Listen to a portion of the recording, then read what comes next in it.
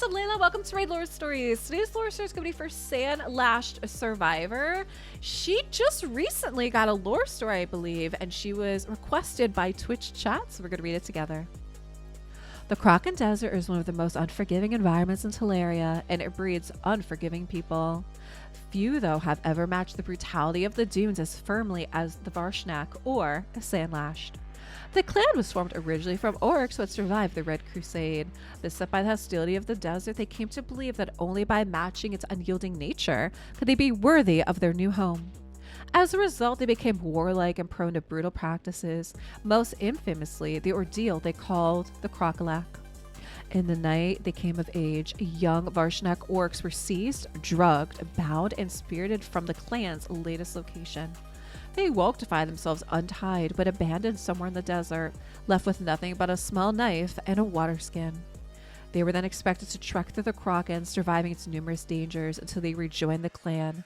Only then would they be accepted as true Sandlashed. Many did not survive, and the clan became locked in a vicious cycle. Typically, only the most ruthless and determined youths returned from the Krokalak, which only perpetuated the Varshnak's ideologies of strength and aggression. In reality, death was not the fate of many forced to partake in the Krokalak. The human nomads of the Kraken often shadowed orcs abandoned in the desert, sometimes going to their rescue, knowing that by doing so, they were undermining the threat posed by the Varshnak. Young orcs, feeling betrayed, accepted offers of tribal adoption. In this way, as the Varshnak witted its own numbers with its savage rites, the number of Varshnak-born orcs living among other groups increased. Among their number was one survivor called Nima. Her tale personifies the strengths of the Sandlashed. She would have perished from thirst and heat stroke had a human nomad clan known as the Yemen not found her. At first, Nima's Varshnak-bred pride would not allow her to accept their assistance, but she was also too weak to leave. She convalesced with the Yemen for a while, and it was during this time that the Varshnak attacked. The assault was unprovoked. The Yemen were merely passing through a region of the desert often frequented by the Varshnak. As Nima watched those who had rescued her being cut down by her erstwhile clanmates, she beseeched the Varshnak to end the slaughter, but her cries fell on deaf ears. When her own brother bellowed at her that she had betrayed the clan and raised his axe to strike her, she finally fought back, snatching the sword from an orc corpse. Countless childhood scraps and sparring sessions ensured she knew how he fought and could hold him at bay. But her brother would not relent. Unwilling to flee and abandon those who had saved her, Nima was left with no choice. She allowed her brother to overextend himself and ran him through with her riposte. She joined the battle in full, aiding the Yemen as they rallied. The Yemen eventually repulsed the Varshnak, although they suffered great losses.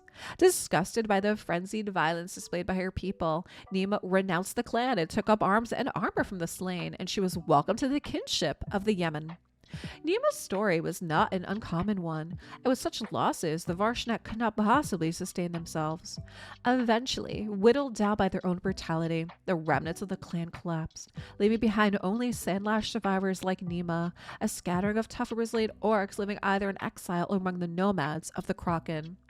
Okay, I find this really interesting because a lot of the stories really have the orcs being at odds with all of the other factions. However, this one talks about how it's the orcs' kind of like brutality that kind of worked against them in this scenario, right?